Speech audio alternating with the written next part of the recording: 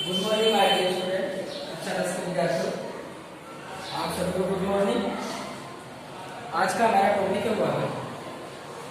वाहन वाहन मतलब होगा बहना, वाहन मतलब बहना, बहाव, फ्लो, जो भी आप कहें, ठीक है।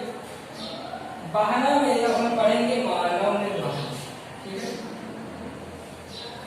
तो मानव में वाहन किस प्रकार से होता है, आपने पिछले कक्षा में देखा है। पिछले भाग में आपने क्या देखा? आपने देखा कि रुधिर, भोजन, ऑक्सीजन, रुधिर, भोजन, ऑक्सीजन तथा वर्ज्य पदार्थों का हमारे शरीर में वहन करता है। जो हमारा रुधिर होता है, जो हमारा ब्लड होता है, वो क्या करता है? भोजन, खनिज, ऑक्सीजन और जो हानिकारक पदार्थ होते हैं सबका वहन रुधिर करता है। ये आप जानते हैं। कक्षा 9 में भी आपने देखा था कि रुधिर क्या है? रुधिर एक तरल संयोजी ऊतक है।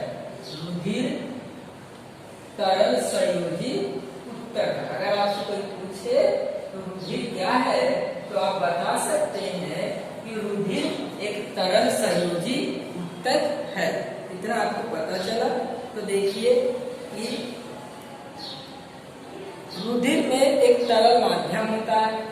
रुधिर में स्थित तरल माध्यम को आप क्या कहते हैं? प्लाज्मा कहते हैं। रुधिर में जो तरल माध्यम होता है उसे हम प्लाज्मा कहते हैं।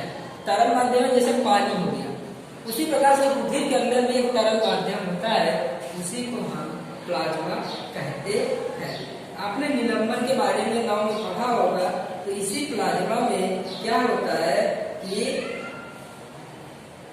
इसी प्लाज्मा के अंदर भोजन, कार्बन डाइऑक्साइड, नाइट्रोजन जैसे पदार्थ तैरते रहते हैं और रुधिर के माध्यम से एक स्थान से दूसरे स्थान पर वहन करते रहते हैं। आपने इतना देखा। अब देखिए, तो ये वहन तो करते हैं, लेकिन हमें एक ऐसे, देखिए नीचे से ऊपर, ऊपर से नीचे तो सरलता से वहन करते हैं, लेकिन आप देखे होंगे जमीन में, आप जमीन से पानी निकालने के लिए मोटर चलाना पड़ता है, आप जानते हैं ना। तो इसी प्रकार से हमारे शरीर में जब रुधिर का वहन, भोजन, कार्बन डाइऑक्साइड, पानी का वहन रुधिर के द्वारा होता है, तो एक ऐसे पंपिंग यंत्र की आवश्यकता होती है जो हमारे शरीर के सभी भागों तक रुधिर को पहुंचा सके। तो हम उसी पंपन यंत्र का अध्ययन करेंगे जिसका नाम है मानव हृदय। इस पंपन यंत्र का नाम क्या है स्टूडेंट?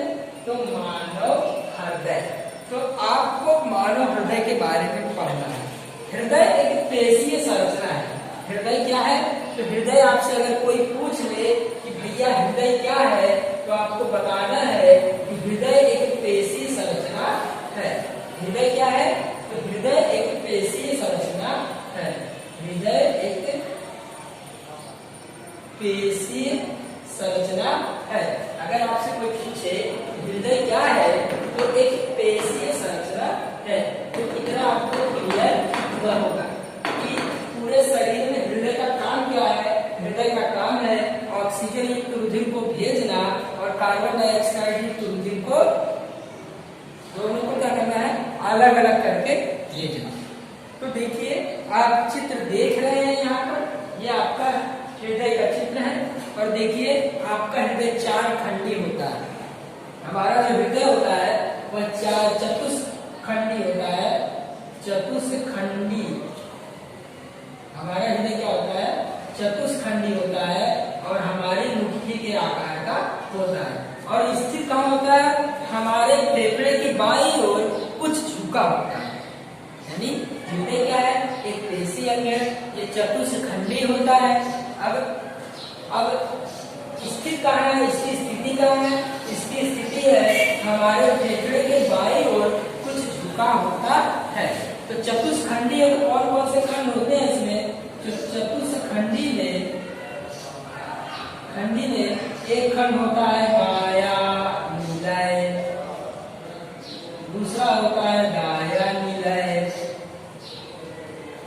तीसरा होता है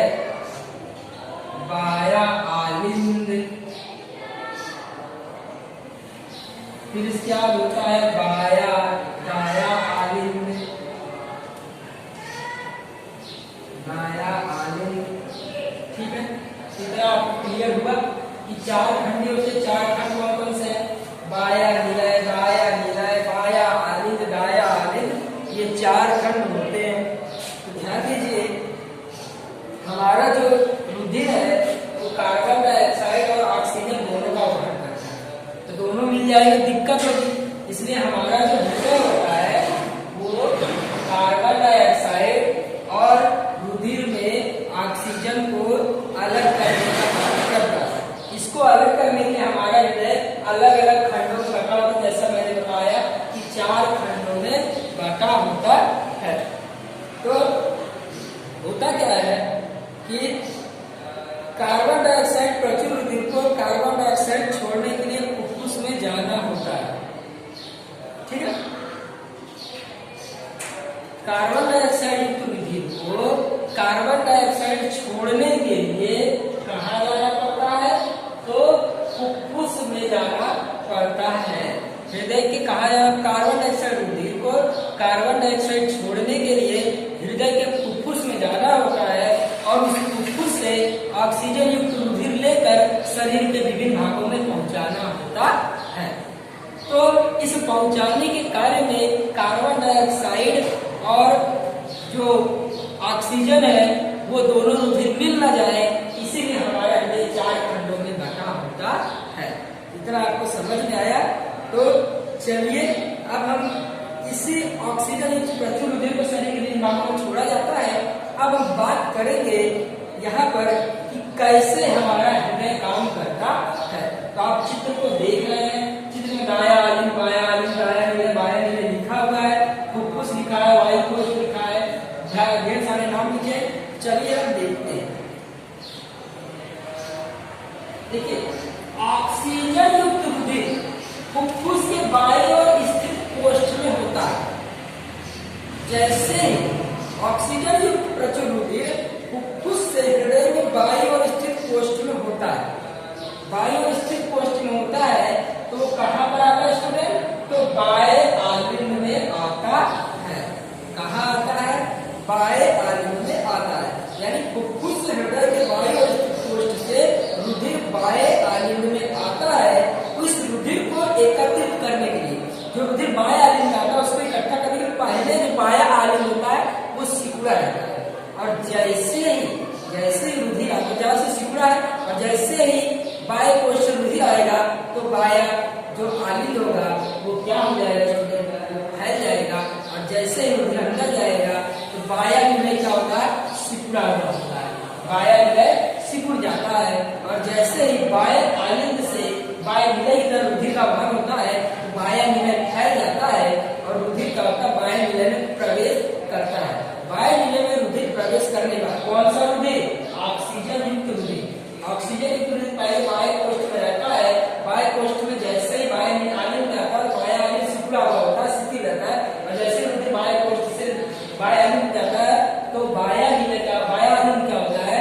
फैल जाता है। और जैसे रुधिर बायां आलिंद से बायां निलय में जाता है फिर सिकुड़ जाता है और क्या होता है?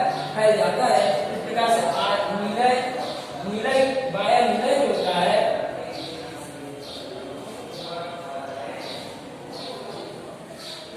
एक मिनट स्टूडेंट,